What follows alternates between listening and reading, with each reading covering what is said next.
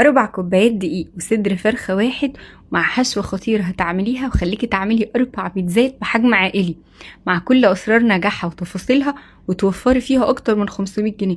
وأقولك ازاي تفرزيها كمان وتطلعيها جاهزة على السوا، وطريقة التسوية المظبوطة اللي تطلعها معاكي واخدة لون موحد وطرية، وسر بطة الجبنة اللي هتوصل معاكي لآخر السقف، وازاي تفضل محافظة على طراوتها من أول لقمة لآخر لقمة. اللهم صل وسلم وبارك على سيدنا محمد وعلى آله وصحبه أجمعين. ازيكم يا حلوين؟ يا رب تكونوا بخير يا رب. الاول بقى ما تنسوش كده تعملوا لايك وشير، علشان فعلا الفيديو ده متعوب عليه قوي.